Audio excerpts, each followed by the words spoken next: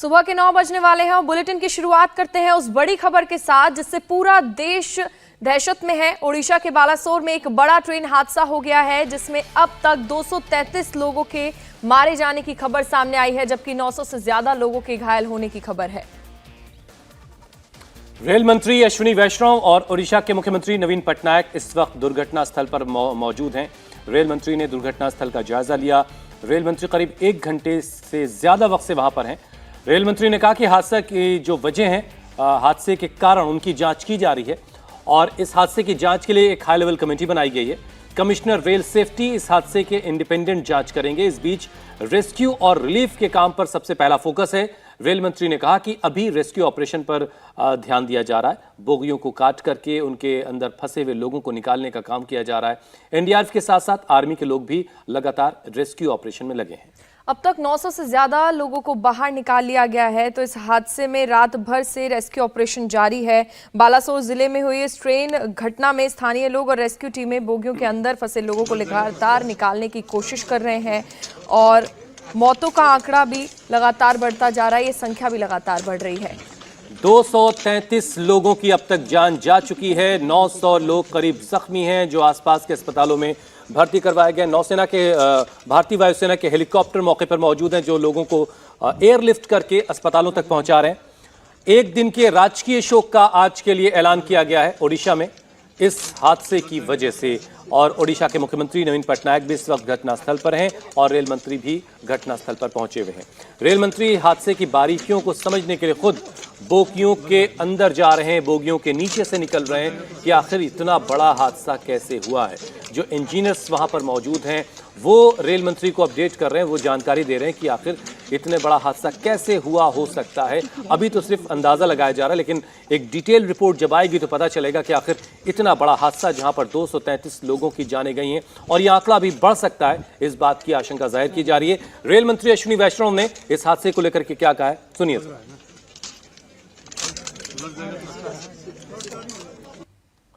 बहुत ही बड़ी tragic accident है ये और सभी दिवंगत आत्माओं के साथ हमारी प्रार्थना है। कल रात से कंटिन्यूअसली रेलवे, एनडीआरएफ, एसडीआरएफ और राज्य सरकार सभी मिलके रेस्क्यू का ऑपरेशन कर रहे हैं। उन सभी परिवारों के साथ मेरी प्रार्थना है जिनके परिवार का मेंबर इस ट्रेजेडी में चले गए और सभी जहां पर भी best possible health care facility होगी, चाहे कटक में, भुवनेश्वर में, एम्स में, इधर कलकत्ता में, कहीं पर भी जो बेस्ट पॉसिबल हेल्थ फैसिलिटी होगी वो दी जाएगी। कंपेंसेशन का अमाउंट कल रात में रेलवे की तरफ से डिक्लेयर हो गया था। एक हाई लेवल कमेटी भी ऑलरेडी डिक्लेयर हो गई है जो कि इस पूरे एक्सीडेंट में इंक्वायरी करेगी। कमिश्नर रेल सेफ्टी को भी बुलाया गया है, वो भी इंक्वायरी करेंगे और इस प्रॉब्लम के, इस एक्सीडेंट के रूट कॉज में जाएंगे। किस कारण से ये प्रॉब्लम हुई वो पूरा का पूरा टेक्निकल से और किस भी कारण से हुई हो वो समझा जाएगा। अभी सारा का सारा फोकस रेस्क्यू पे है और कंप्लीट फोकस है जिस तरह से जिनके भी गहरी चोटें आई हैं उनको ठीक जगह पे पहुंचा के उनका इलाज कराया जाए और परिजनों के। रेल मंत्री अश्विनी वैष्णव को आपने सुना। प्राथमिकता ये है कि सबसे पहले रेस्क्यू ऑपरेशन को अंजाम दिया जाए। जो अभी भी ट्रेन की बोगियों के अंदर लोग फंसे हैं उनको बाहर निकाला जाए, ये प्राथमिकता है। उसके बाद एक टीम का गठन कर दिया गया है जो इस पूरे मामले की जांच करेगी, ये पता लगाने की कोशिश करेगी कि दरअसल ये रेल हादसा हुआ क्यों और कैसे। तो जिस वक्त रेल हादसा हुआ उस वक्त कोई भी वहां पर सोने की तैयारी कर रहे थे लोग और कोई डिनर कर रहा था और इस बीच तेज आवाज उनको सुनाई देती है। सब कुछ वहां पर खत्म हो गया। ट्रेन की जो बोगियां सबसे ज्यादा प्रभावित हुई हैं उनके आगे बिखरे पड़े सामान अब भी यात्रियों की पहचान तो बता रहे हैं, लेकिन उन सामान को ले जाने वाला कोई भी वहां पर नहीं है। तो ये मंजर था उस वक्त का। मैं अभी कोरोमंडल एक्सप्रेस के सामने खड़ा हूं। पीछे मेरा कोरोमंडल एक्सप्रेस है जहां पर हादसा हुआ है और उसी का सामने मलबा, किसी का कपड़ा, किसी का पैन, किसी का सब कुछ बिखर है। मैं यहीं पर देख रहा हूँ एक आधार कार्ड, इसका नाम है सरोज कुमार, खड़गपुर रहने वाला है, शायद किसी जगह जा रही है। मैं इंडिया टीवी से कोशिश कर रहा हूँ सरोज कुमार को तस्वीर दिखाने के लिए। हेल्पलाइन ने इसको पता मिले तो कोशिश करिए। इसका नाम है सरोज कुमार। और देखिए बैंक की पासबुक, किसी का किताब, सब कुछ पड़ा हुआ है, किसी का बक्सा, कोई ना कोई जगह जाने की सब लेके जाने की कोशिश कर रही थी। हालत इतना ख़राब है, सभी फेंक के जाना पड़ा है। शायद कोई जिंदा है बा कोई हॉस्पिटल में है। देखिए खाने का सामान, किसी का टिफ़िन, सभी बिखरे हुए पड़ा हुआ है। ट्रेन का हम नीचे जो कोशिश कर रहा हूँ देखने की क्या हालत है, देखिए सभी बिखरा हुआ पड़ा हुआ है। ट्रेन बॉगी पलट चुकी है, मालगाड़ी का मलबा सामने है। हालत इतना ख़राब है, देखने में डर लगता है। तो ग्राउंड जीरो से रिपोर्ट आपने देखी, कैसे लोगों का सामान बिखरा हुआ है। ट्रेन हादसे के बाद लोग रेल के कोच को छोड़कर अब जा चुके हैं। कल शाम ये जो हादसा हुआ उसके बाद जो तस्वीरें आई वो बड़ी दुखद तस्वीरें हैं। एक्सीडेंट जब हुआ किसी को होश नहीं था, किसी को समझ नहीं आ रहा था कि यहाँ पर क्या हो रहा है। यात्रियों के जाने के बाद क्या हाल है, रेल के कोच का जायजा लिया है इंडिया टीवी के संवाददाता ने, वो आपको दिखाते हैं। मैं अभी कोरोमंडल एक्सप्रेस का एक बॉगी में हूँ। देखिए इसका हालत, क्या हालत है। सभी सामान फेंका हुआ है, कुछ नहीं है, हालत बिखरे हुआ है। शायद सब लोग निकल गया है, इस बॉगी में ज़्यादा कुछ हुआ नहीं, किंतु इसका हालत बहुत ही ख़राब है, सब बिखरे हुए हैं। ये पटरी से बाहर चला गया है, किंतु सभी ठीक है। देखिए ट्रेन का बाहर का नज़ारा, ये ट्रेन अभी क्या हालत है। तो ट्रेन के अंदर की तस्वीरें आपने देखी, वहां पर किस तरह से लोगों का सामान बिखरा पड़ा है। हालांकि जिस बोगी की तस्वीर आपने देखी उस बोगी को ज्यादा नुकसान नहीं पहुंचा, लेकिन हादसे के बाद लोग अपनी अपनी बोगियों को खाली करके वहां से जा चुके थे। रेल हादसे के 14 घंटे पूजा बीत चुके हैं और अभी भी ग्राउंड जीरो पर रेस्क्यू ऑपरेशन जारी है। तो मलबे से डेड बॉडी को निकालने का काम भी लगातार जारी है। वहां पर रेल मंत्री अश्विनी वैष्णव भी और ओडिशा के मुख्यमंत्री नवीन पटनायक भी घटनास्थल पर पहुंचे हुए हैं। और ये जो आंकड़ा है मरने वालों की संख्या का, वो भी बढ़ता जा रहा है। लगातार 200 से ज्यादा लोगों के मारे जाने की खबर सामने आई है। तो रेल हादसे के 14 घंटे बीत चुके हैं और अभी भी ग्राउंड जीरो पर रेस्क्यू ऑपरेशन जारी है। मलबे से शवों को निकालने की कोशिश भी की जा रही है। 233 लोगों ने अब तक इस हादसे में अपनी जान गंवाई है, 900 से ज्यादा लोग घायल हैं। और जिस तरह से रेस्क्यू ऑपरेशन वहां पर चल रहा है, इस बात की भी आशंका है कि कुछ और कैजुअल्टीज सामने आ सकती हैं।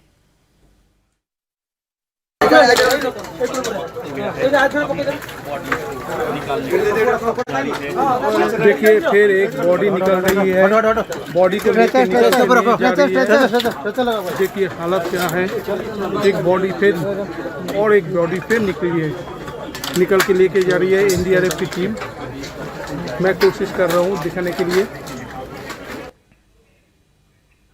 तो ये तस्वीरें आप देख रहे हैं, दरअसल पहले एक ट्रेन पटरी से उतरी, डीरेल हुई, उसके बाद वो मालगाड़ी की तरफ जाके गिरी और जो तीसरी ट्रेन बीच वाले ट्रैक में आ रही थी उसने देखा कि रास्ता बाधित है और वो भी अचानक से उन दोनों ट्रेनों से टकराकर डीरेल हो गई और ये भयावह तस्वीर सामने आई है। दुर्घटना स्थल की तस्वीरें लगातार हम आपको दिखा रहे हैं। कल रात से ही रेस्क्यू ऑपरेशन जारी है और अभी भी ट्रेनों को काटकर लोगों को बाहर निकालने की कोशिश जारी है। हेलीकॉप्टर्स भी सेना के मौके पर मौजूद हैं जो रेस्क्यू ऑपरेशन में मदद कर रहे हैं। बालासोर हादसे वाली जगह का मंजर बहुत भयावह है। 3 ट्रेनों की टक्कर के बाद ट्रेन के डिब्बों के परखच्चे उड़ गए हैं। ग्राउंड जीरो से देखिए इंडिया टीवी संवाददाता सुजीत दास की खास रिपोर्ट। बालेश्वर में हम लोग उसी जगह में पहुंचे हूँ। अभी आप देख सकते हैं हादसा कैसे हुआ है, देखने में बहुत ही भयानक है। हम लोग अभी कोशिश कर रहा हूँ जो ये ट्रेन का चेहरा दिखाने के लिए। आप देखिए ये शालीमार हावड़ा चेन्नई एक्सप्रेस, इसका हालत कहाँ गया है। और इस वक्त एनडीआरएफ के सीनियर कमांडेंट जैकब क्रिस्पोटा हमारे साथ जुड़ चुके हैं। जैकब जी, सबसे पहले तो ये बताइए कि वहां पर फिलहाल किस तरह की स्थिति है, रेस्क्यू ऑपरेशन कितना और बचा है?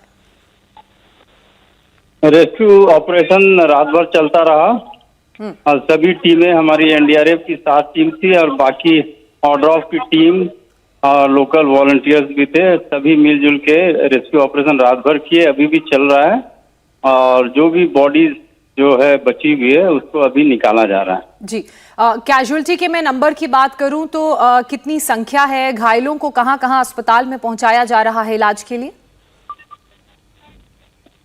अभी जो भी अभी पूरा अभी कैजुअलिटी कितना हुआ है ये तो अभी नहीं बता पाएंगे अभी, लेकिन अभी बॉडी अभी निकाली ही जा रही है। जी जैकब जी, ये भी बताइए कि क्योंकि अभी भी वहां पर रेस्क्यू ऑपरेशन जारी है, तो ग्राउंड जीरो पर किस तरह की स्थिति है? किस चरण में ये रेस्क्यू ऑपरेशन इस वक्त वहां पर है? ये लास्ट चरण में है, आखिरी चरण में है ये। जी जैकब जी, ये भी बताइए कि सबसे ज्यादा प्रभावित कौन से डब्बे हुए हैं? कौन सी ट्रेन को सबसे ज्यादा नुकसान हुआ है जिसमें यात्री ज्यादा थे? ये सबसे ज्यादा प्रभावित हुई वो जनरल बोगी जो थी, जिसमें काफी लोग रहते हैं, उनसे प्रभावित हुई है, क्योंकि डायरेक्ट इम्पैक्ट उसी पे पड़ा था। जी, क्या यात्रियों का कोई आंकड़ा आपके पास है? किस तरह से यात्रियों को ढूंढा जा रहा है? ये तो हम लोग, हमारे जवान जो हैं, जो भी रेस्क्यूअर्स हैं, वो बोगी के अंदर जाके उनको निकाल रहे हैं। जैकब जी, यात्रियों की पहचान किस तरीके से की जा रही है, उसको लेकर भी कोई जानकारी?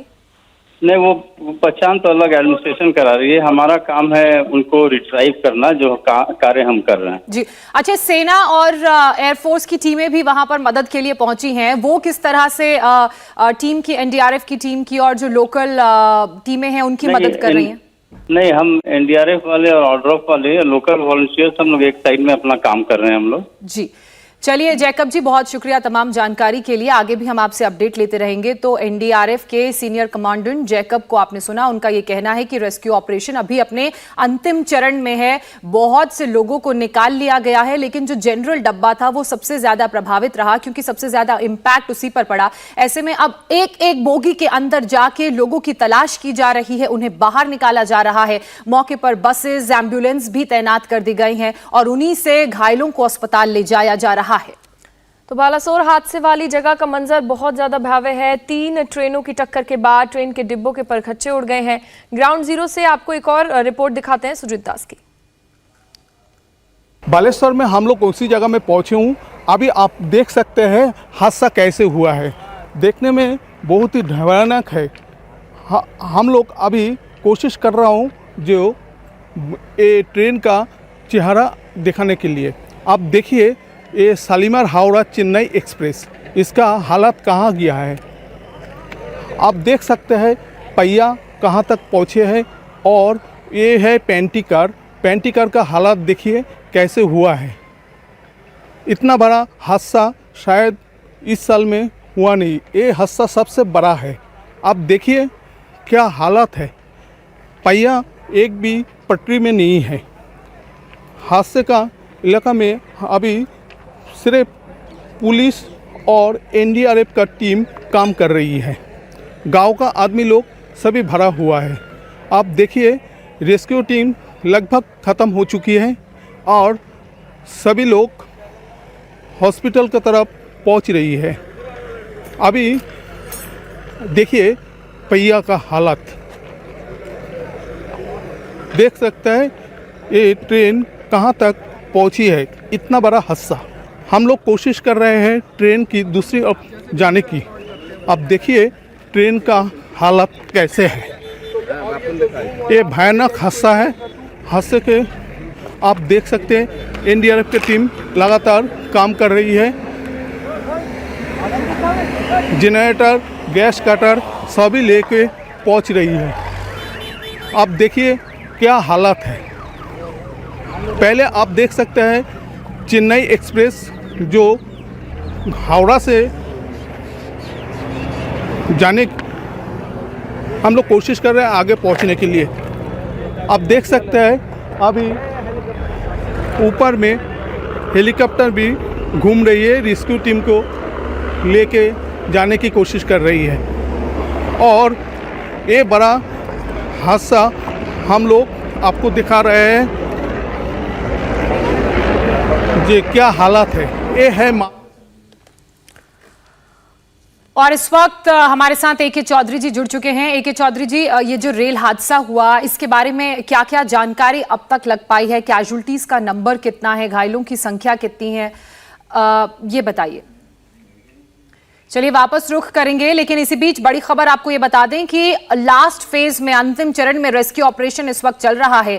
ये थोड़ी राहत की बात है, इस पूरी दुखद खबर ये जो सामने आई है उस बीच। और ये तस्वीरें आप देख सकते हैं, तस्वीरें देखकर आपको समझ आएगा कि दरअसल ये हादसा कैसे हुआ। एक ट्रेन सामने से आ रही थी, एक ट्रेन दूसरी तरफ से आ रही थी। अचानक से पहली ट्रेन डीरेल हुई पटरी से, कुछ डिब्बे उसकी मालगाड़ी के ऊपर गिरे, दूसरे डिब्बे ट्रैक के बाहर, और जो सामने से ट्रेन आ रही थी वो इन दोनों ट्रेनों से टकरा गई और ये विभत्स हादसा देखने को मिला। कैजुअल्टी के नंबर की अगर हम बात करें तो ये कहा जा रहा है कि इस नंबर में इजाफा हो सकता है। 233 लोगों ने अब तक अपनी जान गंवाई है, 900 से ज्यादा लोग घायल बताए जा रहे हैं। ये एनिमेशन ग्राफिक्स के जरिए हम आपको दरअसल समझाने की कोशिश कर रहे हैं। 3 ट्रैक्स हैं, जो सबसे कोने वाला ट्रैक है वहां पर मालगाड़ी खड़ी है, और जो थर्ड ट्रैक है वहां से ट्रेन आ रही थी बंगलुरु हावड़ा एक्सप्रेस, और वो डीरेल हुई। उसके कुछ डिब्बे मालगाड़ी की तरफ गिरे, इंजन और बाकी के कुछ डिब्बे ट्रैक के बाहर गिरे, और जो बीच में से दूसरी ट्रेन आ रही थी सेकंड ट्रैक पर, वो अचानक इन दोनों से टकरा गई, क्योंकि जो सेकंड ट्रैक था उसमें कुछ डिब्बे बंगलुरु हावड़ा एक्सप्रेस के गिरे हुए थे। तो ऐसे में शालीमार चेन्नई एक्सप्रेस इन दोनों से कोलाइड हुई और यह भीषण हादसा देखने को मिला। आपको बता दें कि कल से ही रेस्क्यू ऑपरेशन लगातार जारी है। एनडीआरएफ की टीमें और जो लोकल रेस्क्यू की टीमें हैं वो मौके पर जुटी हुई हैं। रेस्क्यू ऑपरेशन को अंजाम दिया जा रहा है। जब इस तरह के हादसे होते हैं तो सबसे पहले ट्रेन को काटकर उसमें फंसे हुए यात्रियों को निकाला जाता है। के चौधरी जी डीपीआरओ साउथ हमारे साथ जुड़ेंगे, उनसे हम बात करेंगे। लेकिन ये एनिमेशन के जरिए समझिए कि दरअसल ये इतना भीषण हादसा, जिसे दशक का सबसे भीषण ट्रेन हादसा भी कहा जा रहा है, वो कैसे पेश आया। ये 3 ट्रैक्स हैं। ये स्टेशन से नजदीक 2 किलोमीटर की रेंज का एरिया बताया जा रहा है, क्योंकि वहीं पर ट्रेनों की आवाजाही ज्यादा होने की वजह से मल्टीपल ट्रैक्स होते हैं और वहां ये हादसा हुआ। अब कारण क्या रहे, उसके लिए एक टीम का गठन कर दिया है, जो जांच के बाद बताएगी कि दरअसल इस हादसे का कारण क्या। बालासोर में हुई इस घटना ने सबको झकझोर कर रख दिया है। हादसे वाली जगह पर अब भी मलबे का ढेर है, तो बोगियों के अंदर रेस्क्यू टीम जिंदगी की तलाश कर रही है। अभी हम बालेश्वर में हादसे के जगह पे हूँ। आप देख सकते हैं कितना भयानक हादसा हुआ है। हादसा में तीनों गाड़ी का मलबा अभी कैसा हालत में है, आप एक बार देखिए क्या हालत है। देखिए, देखने से आपको डर लगेंगे। हादसा इतना भयानक है, तीनों गाड़ी का मलबा यहीं पर भरा हुआ है, और ये है मालगाड़ी। मालगाड़ी का हालत देखिए, और वो देखिए कोरोमंडल एक्सप्रेस और ये बेंगलोर एक्सप्रेस, तीनों का हालत इतना ख़राब है। और इसी मलबा के अंदर अभी भी डेड बॉडी पड़ा हुआ है। एनडीआरएफ का टीम और आर्मी और उड़ीसा पुलिस तीनों कोशिश कर रही है मलबा से डेड बॉडी निकलने का। अभी देखिए क्या हालत है जगह का। ये भयानक हादसा है। हादसा में करीब 200 का ऊपर मरने का दावा कर रही है, और करीब 900 का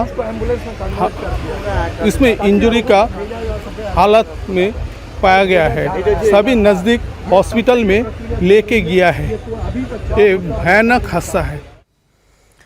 तो ग्राउंड जीरो से रिपोर्ट आपने देखी। इसी बीच एक अपडेट आपको दे दें, उड़ीसा रेल हादसे में मृतकों की संख्या में इजाफा हुआ है। उड़ीसा रेल हादसे में मृतकों की संख्या 233 से बढ़कर अब 238 हो गई है। ये ऑफिशियल नंबर सामने आया है। वहीं घायलों की संख्या भी 900 से ज्यादा बताई जा रही है। ये वही जगह, ये वही दुर्घटना स्थल की तस्वीरें आप देख रहे हैं, जहां पर दरअसल ये ट्रेन हादसा हुआ और मृतकों की संख्या में इजाफा हो गया है। कैजुअल्टी नंबर 233 से बढ़ के पूजा 238 हो गया है। बिल्कुल ज्योत्सना, रेल हादसे हादसे में अब ये आंकड़ा भी लगातार बढ़ता जा रहा है। मृतकों की संख्या जहां पर 233 थी, अब वो 238 पहुंच गई है, जबकि 900 से ज्यादा लोग इस बीच घायल भी हो गए हैं, उनकी भी खबर सामने आई। और ऐसे में लगातार रेल मंत्री अश्विनी वैष्णव और ओडिशा के मुख्यमंत्री नवीन पटनायक घटनास्थल पर हालात का जायजा ले रहे हैं, हादसे की जानकारी लगातार ले रहे हैं और अभी तक इन कारणों की जांच की जा रही है। कोरोमंडल एक्सप्रेस की सबसे ज्यादा बोगियां डिरेल हुई, जो ट्रेन सबसे ज्यादा क्षतिग्रस्त हुई है उसके पेंट्री कार का हाल भी जाना है इंडिया टीवी के रिपोर्टर सुजीत दास ने, वो भी आपको दिखाते हैं। देखिए कोरोमंडल का एक्सप्रेस का पेंटी कार का हालत कैसे है, हम लोग देखने की कोशिश कर रहा हूं। आप देखिए क्या हालत है, भयानक हादसा। पेंटी कार का कोई नामो निशान नहीं है। हालत देखिए पेंटी कार का, इतना भयानक हादसा शायद कोई नहीं देखा। पेंटी कार का क्या हालत है, हम लोग कोशिश करता हूं जो पेंटी कार में अंदर में झकने का। आप देखिए पेंटी कार का हालत, भयानक हादसा कोरोमंडल एक्सप्रेस का। तीनों गाड़ी का कोई नामो निशान नहीं है।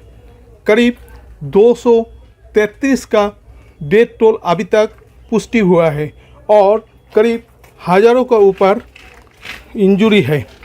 क्या हालत है देखिए पेंटी कार का, हम लोग कोशिश कर रहा हूँ दिखाने का। देखिए हालत क्या है।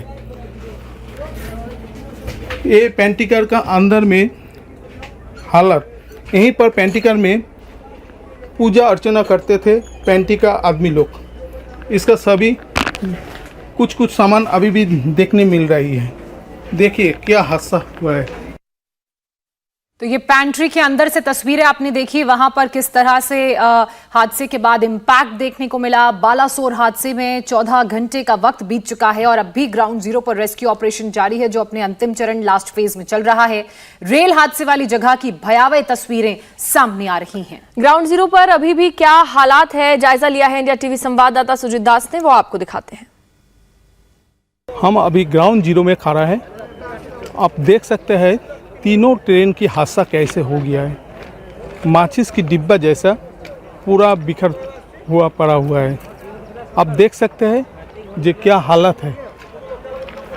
रेस्क्यू टीम अभी भी काम कर रही है। एनडीआरएफ टीम, आर्मी और उड़ीसा पुलिस तीनों मिल के काम कर रही है। इतना भयानक हादसा शायद कोई देखा नहीं है। तो एनडीआरएफ समेत रेस्क्यू में लगी तमाम एजेंसियां राहत में लगी हुई हैं, तो डेड बॉडी के मिलने का सिलसिला अभी भी थमा नहीं है। इंडिया टीवी संवाददाता सुजीत दास ने उस बोगी की तस्वीर भी हम तक पहुंचाई है जिसका अब तक रेस्क्यू नहीं किया जा सका है। हालांकि राहत और बचाव की टीम लगातार रेस्क्यू ऑपरेशन में जुटी हुई है। सर्च ऑपरेशन भी वहां पर जारी है। रेल कोच के अंदर की तस्वीरें जो सामने आई हैं वो बेहद खौफनाक हैं और हर एक जिंदगी को बचाने और ढूंढने की कोशिश में टीमें जुटी हैं। अब देखिए मेरा पीछे बॉगी का अंदर अभी भी सब भरा हुआ है। मैं अपना आंखों से देख रहा हूँ 3-4 बॉडी कैसे हालत में पड़ा हुआ है। देखने में डर लग रही है।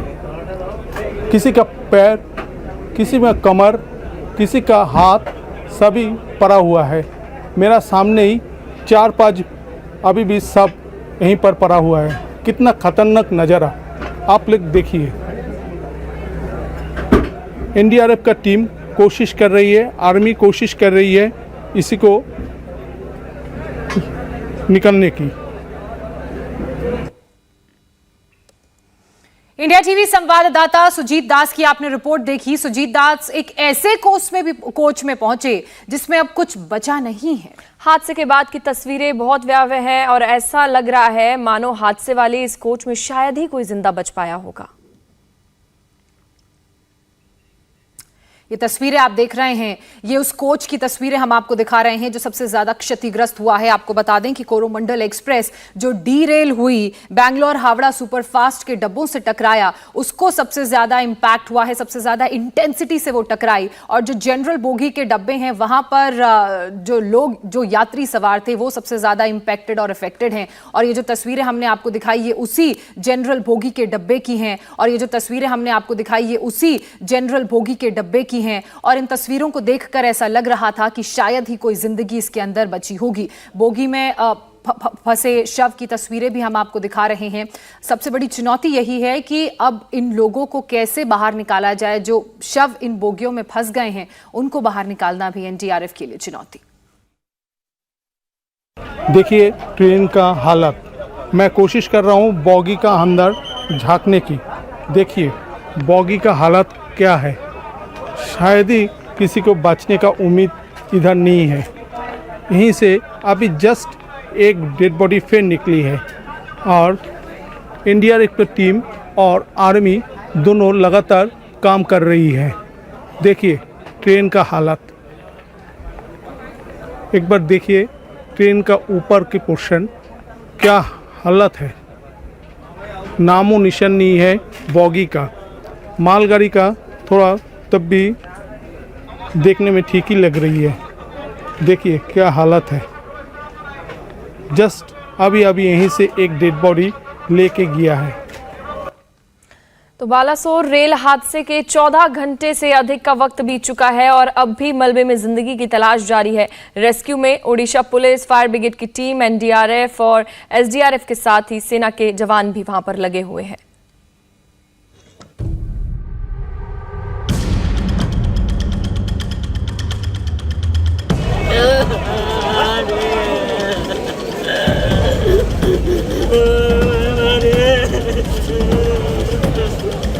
मैं कलकत्ता जाने वाला था। हम लोग 7 आदमी आया। मेरे भाई एक चला गया। मेरे चाचा का लड़का है।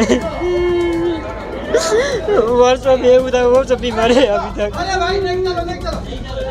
इसका पेपर लेना लगा। पेपर मेरे पास है। अपनों की तलाश जारी है। मलबे में चप्पे चप्पे की तलाश हो रही है। देखा जा रहा है कहीं कोई फंसा तो नहीं रह गया। जिसने भी हादसा देखा वो सकते में आ गया। एक जोरदार आवाज के साथ टक्कर हुई। आंखों के आगे अंधेरा छा गया और जब आंख खुली तो सामने ये नजारा था।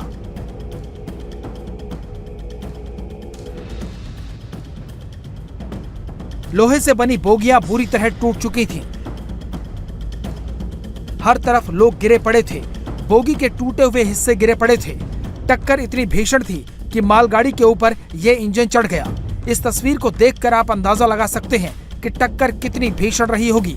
कितनी रफ्तार से यह इंजन मालगाड़ी के इस डिब्बे से टकराया होगा कि उसके ऊपर ही चढ़ गया। इस बोगी की हालत देखिए, कैसे यह डब्बा ट्रैक पर उल्टा गिरा है। इस डब्बे के आगे का हिस्सा देखिए, आपको अंदाजा मिल जाएगा कि टक्कर कितनी तेज रही होगी। डिब्बे के आगे का हिस्सा चकनाचूर हो गया। ऐसी ही तस्वीरें हर जगह थी।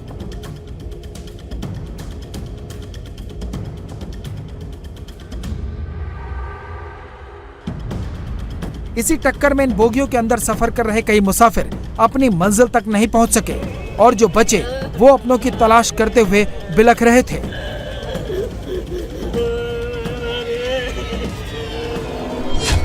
मैं कलकत्ता जाने वाला था। हम लोग 7 आदमी आया। मेरे भाई एक चला गया। मेरे चाचा का लड़का है। वो सब ये उधर वो सब बीमार है अभी तक। इसका पेपर लेना लगा। पेपर मेरे पास है। शुरू में तो किसी को अंदाजा नहीं हुआ कि हादसा कितना बड़ा है, लेकिन जब तस्वीरें सामने आईं तो स्थिति की भयावहता का एहसास होने लगा। जैसे ही हादसे की खबर मीडिया में आई, लोग अपनों की तलाश में नजदीकी स्टेशनों पर जाने लगे। हर कोई भटक रहा था।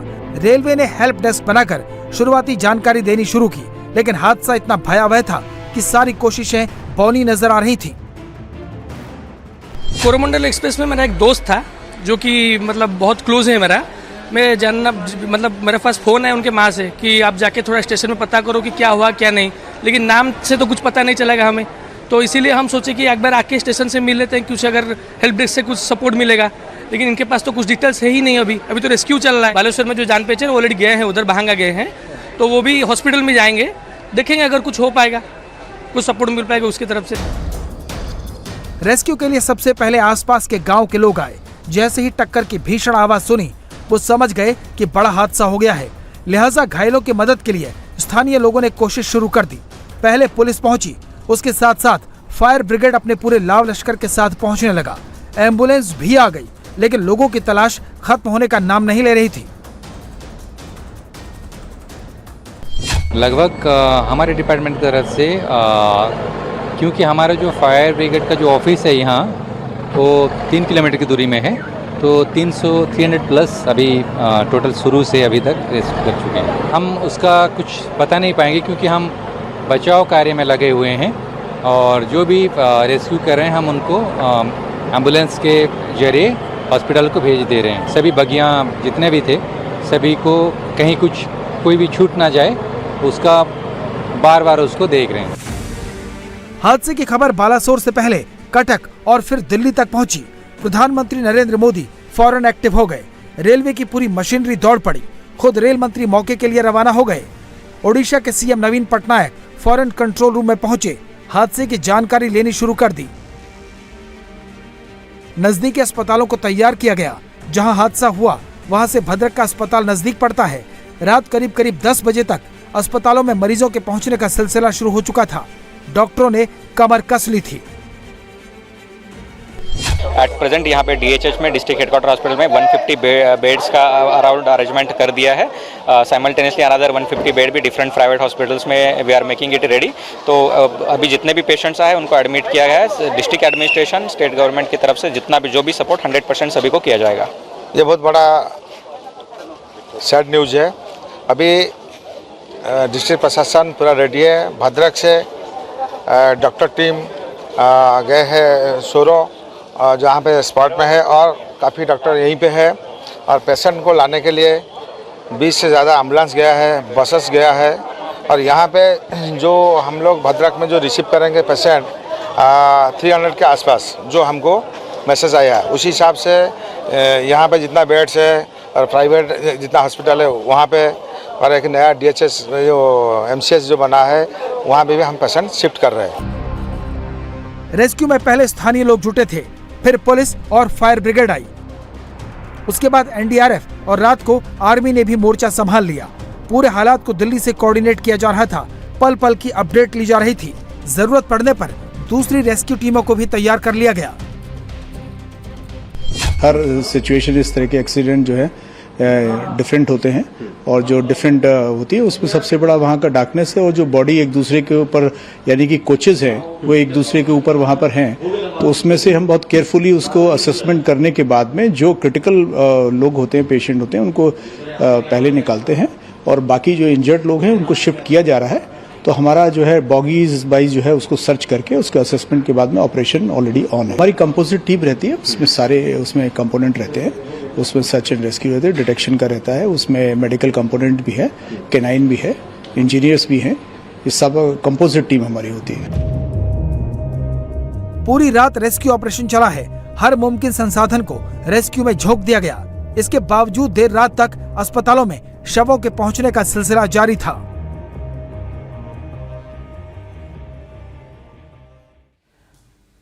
और इस वक्त दुर्घटना स्थल की एरियल तस्वीरें भी सामने आ गई हैं। इन तस्वीरों के जरिए हम आपको समझाने की कोशिश करेंगे कि दरअसल ये हादसा कैसे पेश आया। सबसे पहले तो आप देखिए, ये 3 अलग अलग ट्रेनें, 2 एक सुपरफास्ट एक्सप्रेस है, एक मालगाड़ी है, आपको नजर आ रही होगी।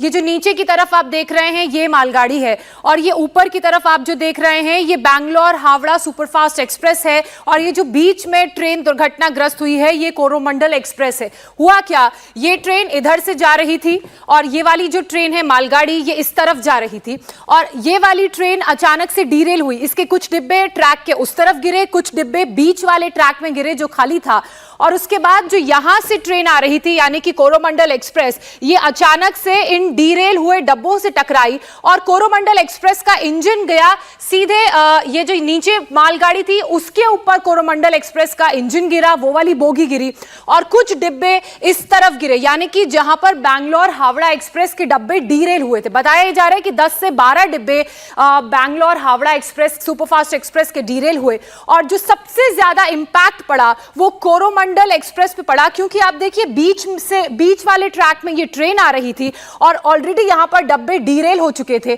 तो बहुत स्पीड में ये ट्रेन थी और इंपैक्ट और इंटेंसिटी इतनी ज्यादा थी कि अचानक से ये टकराई और टकराकर उछलकर इसका इंजन गिरा मालगाड़ी के ऊपर। और वो तस्वीरों को देखकर आपको अंदाजा होगा और आप समझ पाएंगे कि कितनी ज्यादा ट्रेन की स्पीड थी और वो इंपैक्ट और इंटेंसिटी कितनी ज्यादा थी कि सीधे वो ट्रेन टकराई। अब बताया जा रहा है कि जो बीच में कोरोमंडल एक्सप्रेस थी उसके जो जनरल डब्बे थे उनमें जो यात्री सवार थे वो सबसे ज्यादा इंपैक्टेड हैं। ये तस्वीरें मैं फिर से आपको दिखा रही हूँ, ये तस्वीरें आप देख रहे हैं।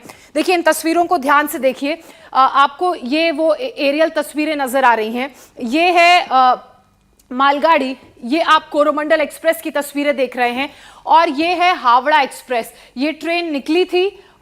इस ट्रेन जो एनिमेशन के जरिए भी हमने आपको समझाने की कोशिश की और जो जानकारी हमें फौरी तौर पर मिल रही है प्रशासनिक अधिकारियों से, उनका यही कहना है कि पहली वाली ट्रेन डीरेल हुई, उसके बाद कोरोमंडल एक्सप्रेस जो आ रही थी तीसरे ट्रैक में पहले से मालगाड़ी थी वो अचानक से टकराई और वो टक्कर इतनी ज्यादा इंटेंसिटी की थी क्योंकि ट्रेनें रफ्तार में होती हैं, स्पीड में होती हैं, तो आगे जो इंजन वाला एरिया है उसके तो परखच्चे उड़ गए और इसलिए कैजुअल्टी का जो नंबर है वो बढ़ रहा है।